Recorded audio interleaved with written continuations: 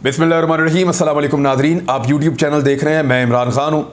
अल्ताफ़ हुसैन के मुस्तकबिल के बारे में बड़ी अहम खबर है मेरे पास, वो मैं आप तक पहुँचाता हूँ आज के इस वीलॉग में। जबकि आपसे हमने वादा किया था कि यूक्रेन और रूस की सूरत-ए-हाल अब आपको बताते रहेंगे, क्योंकि काफ़ी लंबा वहाँ पर एक ताअत्तुल है। पाकिस्तान की अंदरूनी सूरत-ए-हाल की वजह से आपको रिपोर्ट नहीं कर पा रहे थे, वो भी मैं आपको बताऊँगा ब्रीफली कि अब फ़ौजें कहाँ तक पहुँची, मामला कहाँ तक पहुँचा और कितनी हलाकतें हो चुकी हैं, कितना नुकसान दोनों तरफ का हुआ है। दूसरा जो बजट है वो इत्तेहादियों के गले पड़ गया है। शहबाज शरीफ और उनकी हुकूमत के गले पड़ गया बजट, और अब शहबाज शरीफ साहब को इस बात का आइडिया हो गया है कि कुछ भी किया जाए, ये सारा मामला सबके गले में डाल दिया जाए, बजाय इसके कि शहबाज शरीफ अकेले इसका नुकसान उठाएं। इसका नुकसान तमाम लोगों को होना चाहिए। मिसाल के तौर पर मिफ्ता इस्माइल का स्टेटमेंट आप ले लें। उन्होंने कहा कि करंट अकाउंट खसारा कंट्रोल ना किया तो डिफ़ॉल्ट होने का खदशा है, यानी दिवालिया हो जाएगा पाकिस्तान अगर हमने करंट अकाउंट खसारा जो है उसको कंट्रोल ना किया तो। अब मैं आपको एक खबर बताता हूँ कि पाकिस्तान में तारीख का सबसे बड़ा करंट अकाउंट खसारा कब था? जब पाकिस्तान तहरीक इंसाफ को PMLN ने हुकूमत दी थी। यानी PMLN ने जब पाकिस्तान तहरीक इंसाफ को हुकूमत दी थी तो करंट अकाउंट खसारा सबसे बड़ा था, और तारीख का सबसे बड़ा करंट अकाउंट खसारा था। उस वक्त लगभग 21 अरब डॉलर्स का करंट अकाउंट खसारा पहुंच गया था। बेड़ा गर्क करके इमरान खान को दिया था, और इमरान खान साहब पहली मरतबा पाकिस्तान को खसारे से निकाल कर ले आए थे 2021 तक। यानी 2020-21 में इमरान खान साहब ने पाकिस्तान का जो करंट अकाउंट खसारा था उसको खत्म कर दिया था। लेकिन फिर क्या हुआ? फिर आलमी महंगाई की एक बहुत बड़ी वेव आई। पाकिस्तान को कोरोना की वैक्सीन के अंदर पैसा डालना पड़ा, कोयले की खरीदारी में डालना पड़ा, घी की खरीदारी में डालना पड़ा, और फिर पाकिस्तान को जो पेट्रोलियम मसनूआत है उनकी खरीदारी में पैसा डालना पड़ा। तो फिर दोबारा से करंट अकाउंट खसारा जो है वो 13 अरब डॉलर के करीब पहुंच गया। लेकिन ये वहां तक कभी नहीं गया जहां PMLN वाले छोड़कर गए थे। लेकिन अब क्या हुआ? अब ये हुआ कि जब से PMLN की हुकूमत आई है दोबारा खसारे पर खसारा बढ़ता चला जा रहा है, और अब मिफ्ता इस्माइल जो है वो ये कह रहे हैं पाकिस्तान डिफॉल्ट कर सकता है। यानी इतने इकदाम करके पाकिस्तान की तारीख की बदतरीन महंगाई, पेट्रोलियम मसनूआत की कीमतें खित्ते के अंदर बदतरीन, पाकिस्तान की करेंसी का इन्होंने बेड़ा गर्क करके रख दिया। 210 रुपये का डॉलर या इससे महंगा बिक रहा है। उसके बाद इन्होंने पाकिस्तान में घी की कीमतें डबल कर दी। महंगाई की शरह 30% तक ले गए पाकिस्तान में। पाकिस्तान की हर चीज़ का बेड़ा गर्क करने के बाद तारीखी नौयत के टैक्सेस लगा दिए, और जब तब भी दिल नहीं भरा तो उसके ऊपर सुपर टैक्सेस लगा दिए। वो सारा कुछ करने के बावजूद ये पाकिस्तान को संभाल नहीं पा रहे, खसारा कंट्रोल नहीं कर पा रहे, क्योंकि काबिलियत ही नहीं है। और तजर्बा करने वालों ने ऐसे इंपोर्टेड जोकर्स ला के पाकिस्तान के ऊपर मुसल्लत किए हैं, ना जिनके पास मैंडेट था, ना तजर्बा था, ना जिनको पाकिस्तान को चलाने की और संभालने की समझ थी। इमरान खान साहब ने कुछ ना कुछ करके कंट्रोल किया हुआ था। बहरहाल अब सूरत-ए-हाल ये पैदा हो गई है कि नून लीग को पता चल गया है कि ये जलता हुआ टायर उनके गले में, वो जब पब्लिक में जाएंगे लोग जूते मारेंगे, वो जब पब्लिक में जाएंगे लोग जो है वो गालियाँ देंगे, वो जब पब्लिक के अंदर जाएंगे लोग धुतकारेंगे, और लोग वोट नहीं डालने वाले अब नवाज शरीफ को, मरियम नवाज को या शहबाज शरीफ को, क्योंकि इन लोगों ने वो भरम जो था इनका कि तजर्बाकारी का वो भी चला गया। फिर एस्टेब्लिशमेंट का एक भरम हुआ करता था कि एस्टेब्लिशमेंट उंगली पकड़ के सियासतदानों को चलाती है और बड़ा उनके लिए जोर लगाती है, लेकिन इसके बावजूद वो नहीं चलते। इमरान खान पे भी इसी तरह के एलिगेशन थे। तो अब पता चला कि वो एस्टेब्लिशमेंट जो इमरान खान को चला रही थी वो इन तजर्बाकारों को चलाने में बिल्कुल नाकाम हो गई, फारा हो गई, और इन्होंने पाकिस्तान का पट्टा बिठा के रख दिया है। चाइना के कमर्शियल बैंकों से जिन्होंने कर्ज लिया है उसकी शराइत आपको पता चल जाए, जो ये छुपा रहे हैं, तो आप कानों को हाथ लगा लेंगे। पाकिस्तान के असास से गिरवी रख दिए गए, पाकिस्तान पूरे को ही ऐसा लगता है गिरवी रख दिया गया, और मुश्किल तरीन शराइत के ऊपर ये कर्ज लिए गए जो पाकिस्तान की कौम को वापस करने पड़ेंगे। इनका क्या है? और दूसरा, मिफ्ता इस्माइल जो बार बार कह रहे हैं ना कि वज़ीर आज़म के बेटों की कंपनियों के ऊपर और मैंने अपनी कंपनी के ऊपर टैक्स, भाई बात यह है कि वज़ीर आज़म के बेटे तो मनी लॉन्ड्रिंग कर लेंगे, वज़ीर आज़म के बेटे तो करप्शन कर लेंगे, उनके ऊपर तो केसेस भी हैं। अब तो उन्होंने नैब भी ख़त्म कर लिया है। उन्होंने खाली अपनी कंपनियों से थोड़ी पैसा कमाना है, उनके पास तो पैसे कमाने के और 100 तरीके हैं। लेकिन जिन बाकी कंपनियों के ऊपर आपने या जिस बाकी इंडस्ट्री के ऊपर आपने ये सुपर टैक्सेस लगा दिए हैं, उन बेचारों ने तो अपनी इंडस्ट्री से ही पैसा कमाना है ना। उनके ऊपर जब आप 40-40% के टैक्सेस लगा देंगे, बिजली भी महंगी कर देंगे, रॉ मटेरियल भी महंगा हो जाएगा, गैस भी आप 45% महंगी कर देंगे, तो ऐसी सूरत हाल में उनकी प्रोडक्शन कॉस्ट कहाँ चली जाएगी? वो अपना माल बनाएंगे कहाँ पे और बेचेंगे कहां पे और खरीदेगा कौन इतना महंगा? दुनिया के साथ कंपटीशन ही नहीं कर पाएंगे। लिहाजा आपने अमली तौर पे पाकिस्तान की इंडस्ट्री को तबाह कर दिया है। वजीर आजम के बेटों की आप मिसाल तो तब देना जब उन्होंने कारोबार करना हो। उनके तो कमाई के और 100 जरिए हैं और उन 100 जरियों के उनके ऊपर केसेस चल रहे हैं, मनी लॉन्ड्रिंग के। उनके तो चपड़ासियों के अकाउंटों में अरबों रुपए निकल आते हैं। तो उनकी कंपनियां वैसे नहीं है जैसी आम पाकिस्तानियों की या आम बिजनेस कम्युनिटी के लोगों की कंपनियां हैं। आम एक बिजनेसमैन जो है उसने पैसा अपनी कंपनी से कमाना है, जबकि वजीर आजम के जो बेटे हैं उनके पैसे कैसे कैसे कहां से आते हैं, कैसे अंडे बच्चे देते हैं, वो खुद कहते हैं हमें पता ही नहीं चलता हमारे अकाउंटों में पैसे कहां से आ जाते हैं। हम तो अपना सियासत में मसरूफ होते हैं, लोग आते हैं डाल जाते हैं, पता ही नहीं चलता। बेकारी, उनके वालिद खुद कहते हैं कि हमारे पास तो कोई चॉइस नहीं है, बेकारी है, तो लोग पैसा वैसा डाल जाते हैं, ऐसा लगता है। आर्मी चीफ को सऊदी अरब ने, सऊदी वली अहद ने एक एजाज़ से नवाजा है। पाकिस्तान के लिए भी एजाज़ है, लेकिन मेरे ख्याल में अब सऊदी अरब से भी आर्मी चीफ कहेंगे कि इनको पैसे दें, इंपोर्टेड सरकार को कुछ पैसा वैसा मिले ताकि ये पाकिस्तान को चलाने की कोशिश करें। लेकिन पाकिस्तान की कौम के ऊपर जो कोड़े इन्होंने महंगाई के बरसाए हैं, जो बेड़ा गर्क इन्होंने उनका किया है, उसका तो कोई जवाब नहीं। अब यही हो सकता है कि पहले इनको पैसे दिलवाए जाए, पहले इनको पैसे दिलवा के पाकिस्तान चलाने के थोड़ा बहुत काबिल बनाया जाए, थोड़ा बहुत मईशत की गाड़ी को चलाया जाए, लोगों को महंगाई की चक्की में और पीसा जाए, और फिर एक धांधली ज़दा इलेक्शन के नतीजे में इन्हीं को लाकर दोबारा मुसल्लत कर दिया जाए। यही एक वाहिद तरीका रह गया इमरान खान से जान छुड़ाने का। वरना अगर आप फेयर एंड फेयर इलेक्शन करवाते हैं, जिसको इमरान खान कह रहे हैं कि इनकलाब, इंतखाब, तो फिर वो अगर इंतखाब हो जाता है तो इनकलाब आ जाएगा। फिर इमरान खान का आप रास्ता नहीं रोक सकते अगर आप फेयर एंड फ्री इलेक्शन करवाते हैं। इस वक्त पाकिस्तान में आप जहां मर्जी सर्वे करवा लें। तो वज़ीर आज़म ने इत्तेहादियों को इशाइये पे बुला लिया आज, यानी रात को एक पुरतैश किस्म का खाना होगा वज़ीर आज़म के पास। उन्होंने तमाम इत्तेहादियों को बुलाया और बुलाकर उनको कह रहे हैं कि जनाब आइए कुछ तजावीज़ दें कैसे आगे बढ़ना है, क्योंकि IMF के साथ मुआहिदा साइन होने जा रहा है।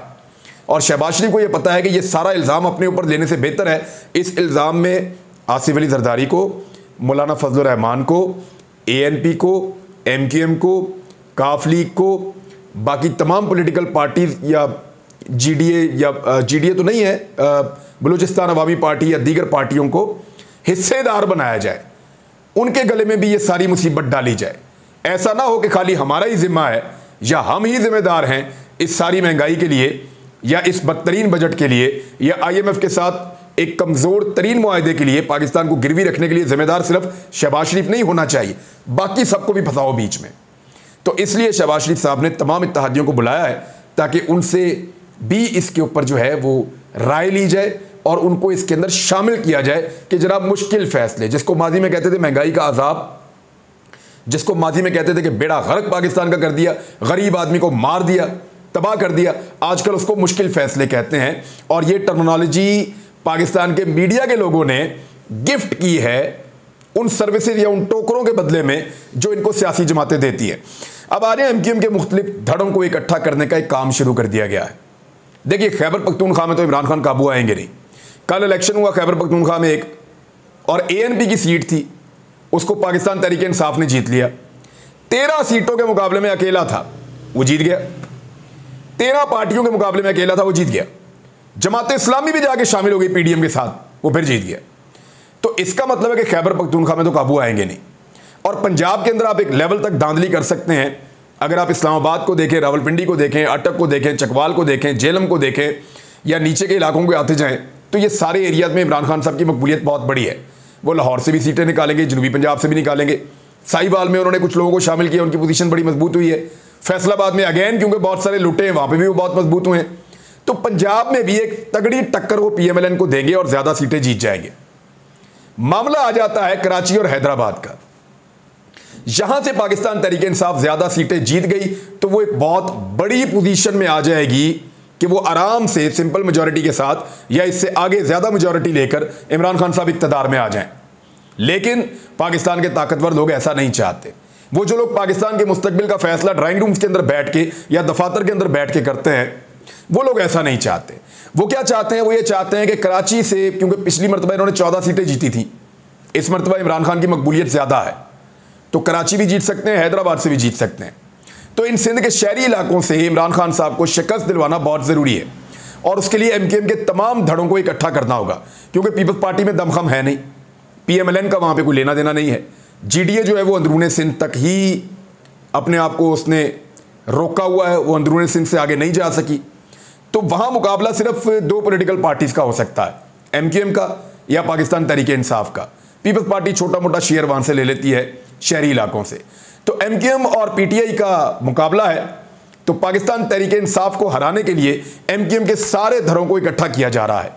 एक तजवीज़ ये भी है कि अल्ताफ़ हुसैन को वापस एक्टिव कर दिया जाए, लेकिन इस तजवीज़ के ऊपर एक डिवाइड मौजूद है और ज़्यादा लोगों का ये सोचना है कि अल्ताफ़ हुसैन ने पाकिस्तान के खिलाफ जो कुछ किया और जो कुछ उन्होंने कराची के अंदर किया या जिन हालात से कराची गुजरा है, उसके बाद ऐसी कोई गुंजाइश नहीं है कि अल्ताफ़ हुसैन को वापस कराची या हैदराबाद के अंदर खुलकर सियासत करने दी जाए। लेकिन मैं आपको बताऊं कि पाकिस्तान के अंदर कोई दिन नहीं और कोई रात नहीं है सियासत का।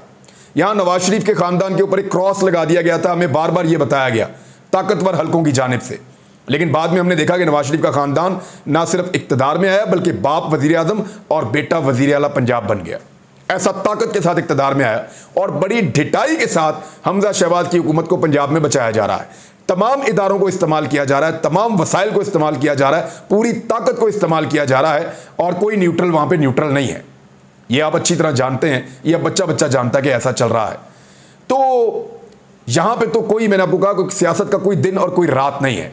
अल्ताफ़ हुसैन की वापसी भी हो सकती है और ये तब होगा जब MQM के सारे धड़े मिलकर भी इमरान खान का मुकाबला अगर ना कर पाए तो फिर अल्ताफ़ हुसैन को मैदान में उतारा जाएगा ताकि कुछ भी करके MQM कराची में और हैदराबाद में पाकिस्तान तहरीक इंसाफ को नीचे ले जाए। अगर उन्होंने पहले 14 सीटें जीती हैं तो 10 के अंदर ले जाएं, उनको 5 के अंदर ले जाएं, उनको कम से कम सीटें जितवाएं, क्योंकि यहां से उनको जो डेंट पड़ेगा उसके बाद पंजाब के अंदर डेंट डाला जाएगा। KP में अगर वो जीत भी जाते हैं तो फिर उनकी सादा अक्सरियत ना बन सके। यानी इमरान खान साहब इलेक्शन तो भरपूर लड़ें, वोट भी उनको बहुत पड़े, लेकिन वो पाकिस्तान का वजीर आजम ना बन सके, इसका बंदोबस्त करना है। और इमरान खान साहब ने खुद कहा है कि मुझे जिन्होंने निकाला है उन्होंने इसलिए नहीं निकाला कि मुझे वापस आने देंगे, मैं अवाम की ताकत से वापस आने की कोशिश करूंगा। डिपेंड करता है पब्लिक के ऊपर कि पब्लिक कितना जोर लगाती है और अपना फैसला किसके पलड़े में डालती है। लेकिन पाकिस्तान में इलेक्शन होते कब हैं? ये जितने भी इलेक्शन होते हैं सब धांधली ज़्यादा होते हैं और इन इलेक्शंस को कोई बैठकर अपने दफ्तरों में कंट्रोल करता है। ख्वाहिशात के ऊपर जो है वो सीटें बांटी जाती हैं। इसी तरह पाकिस्तान में होता रहा है, लेकिन क्या ये सिलसिला आइंदा चलता रहेगा? इमरान खान साहब ने कल के जलसे में अनाउंस किया लाहौर के अंदर कि अंपायर उनके साथ मिला हुआ है, लेकिन अंपायर उनके साथ मिले होने के बावजूद हम ये इलेक्शन जीतेंगे और हम सारी पॉलिटिकल पार्टीज को शिकस्त देंगे। रूस और यूक्रेन के मामले के ऊपर एक डेवलपमेंट ये है कि यूक्रेन को यूरोपीय यूनियन के रुकन मुल्क का दर्जा मिल गया है। गैर मुल्की मीडिया के मुताबिक यूक्रेन जो है यूरोपीय यूनियन के 27 ममालिक ने मुतफ़िक़ा तौर पर यूक्रेन को रुकन मुल्क का दर्जा दे दिया है। यूक्रेन को यूरोपीय यूनियन का बाकायदा मेंबर बनने में अभी कई साल या कई दहाइयाँ भी लग सकती हैं। यूक्रेनी सदर ने इसको बहुत खुशी का इजहार किया है, जबकि रूसी वजारत खारजा ने इसकी सख्त अल्फाज में मजम्मत की है। अब तक जो जंग चल रही है ये इंतहाई तबाहकुन जंग है और इसमें अक़वाम मुत्तहिदा के मुताबिक बच्चों के लिए बहुत नुकसान हुआ है यूक्रेन में, और हर दिन तकरीबन 2 बच्चे इसके अंदर मारे जाते हैं और अब तक 225 के करीब बच्चे हलाक हो चुके हैं यूक्रेन में। लेकिन मैं आपको एक डाटा और बताता हूँ कि फ़लस्तीन में जो गज़ा की पट्टी है वहाँ पे 22,000 बच्चे यतीम हैं, यतीमी की ज़िंदगी गुजार रहे हैं, जबकि वहीं पर गुज़िश्ता सालों के अंदर 2200 से ज़ायद फ़लस्तीनी बच्चे शहीद हो गए हैं। तो यहाँ पे भी ये भी रिपोर्टें आलमी इदारे ही दे रहे होते हैं, तो मैं आपको ये भी बता दूँ। लेकिन अब क्योंकि यूक्रेन है उसके ऊपर यूरोप का बहुत ज़्यादा उनकी नज़र है, वो उनकी तरह बोलते हैं, उनकी तरह दिखते हैं, उनकी तरह कपड़े पहनते हैं, कल्चर उनकी तरह है, तो दैट्स वाई वो ज़्यादा उसके बारे में टची हैं, जैसे मुसलमान टची हो जाते हैं फ़लस्तीन के बारे में। अब इसमें जो है वो ये कह रहे हैं कि अब तक 1.2 मिलियन यानी 12 लाख यूक्रेनी बशिंदे जो हैं वो रूस चले गए हैं। ये वो इलाके हैं जो दोंबास का एरिया है, जो लोग पहले ही रूस के साथ अपना एफिलिएशन चाहते थे वो जंगज़दा इलाकों से निकल के रशिया चले गए हैं और उनके साथ तकरीबन 2.5 लाख बच्चे भी हैं जो रशिया वाली साइड पे चले गए हैं। अक़वाम मुत्तहिदा के मुताबिक अब तक 4,149 शहरी हलाक हो चुके हैं यूक्रेन में और 4,945 ज़ख्मी हो चुके हैं और कुछ अंदाज़ों के मुताबिक इससे ज़्यादा तादाद भी हो सकती है। इंटरनेशनल ऑर्गेनाइजेशन फॉर माइग्रेशन ने कहा है कि जंग की वजह से हर 6 में से 1 शख्स बेघर हो गया है और इनकी कुल तादाद 7.7 मिलियन यानी 77 लाख लोग जो हैं वो बेघर हो चुके हैं। और 6.8 मिलियन से ज़्यादा लोग दूसरे ममालिक को भाग कर चले गए हैं। अच्छा, कुछ ऐसे शहर हैं जहाँ पे बड़े पैमाने पे इमारतें तबाह हो गई हैं। यूक्रेन के अंदर रूसी हुकाम ने दावा किया है कि जंग के दौरान यूक्रेनी फ़ौज के 23,367 फौजी उन्होंने मार डाले हैं। ये रूस का दावा है कि यूक्रेन के उन्होंने 23,367 फौजी मार डाले हैं। ये वैसे दावे जो फ़ौजें कर रही होती हैं या ममालिक कर रहे होते हैं जो बराह रास्त जंग में होते हैं, उनके दावे नॉर्मली ठीक नहीं होते। इसी तरह आप उनका देखें ना, यूक्रेन का दावा, वो ये कहते हैं कि हमने लगभग 29,350 रूसी फ़ौजी हलाक कर दिए हैं। अब ये दोनों तरफ का है। वो ये साथ ये भी कहते हैं कि हमने 199 रूसी तैयारे गिरा दिए हैं, 160 हेलीकॉप्टर्स गिरा दिए हैं और 390 ड्रोन्स गिरा दिए हैं, 1187 टैंक तबाह कर दिए हैं, बख्तरबंद गाड़ियां जो हैं वो 2,856 गाड़ियां तबाह कर दी हैं, 528 तोपखाने तबाह कर दिए हैं और 30,000 के करीब, मैंने आपको बताया 29,000 कुछ उन्होंने कहा जी हमने रूसी फ़ौजी भी मार दिए हैं। अब अगर आप नक्शों के ऊपर गौर करें तो जो नीचे वाला पूरा एरिया है यूक्रेन का, वो रूस के कंट्रोल में आ चुका है। दोनबास पूरा का पूरा रूस के कंट्रोल में है। क्रीमिया पे उन्होंने पहले ही कंट्रोल कर दिया था।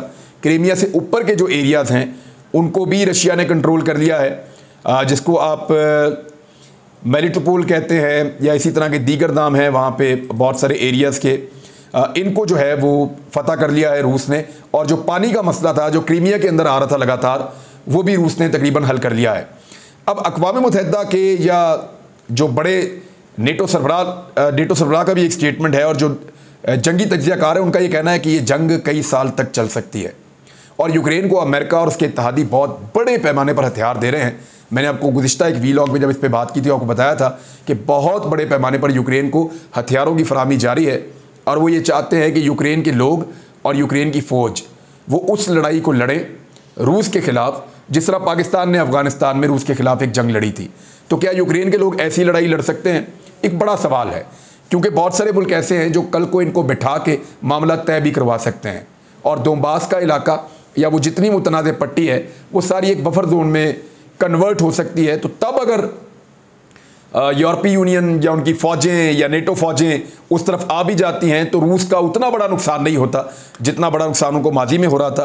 बहरहाल ये भी बहुत लंबा चलेगा, इसको आपको रिपोर्ट करते रहेंगे। अब तक के लिए इतनी अपना ख्याल रखिएगा, अपने इस चैनल का भी। अल्लाह हाफ़िज़।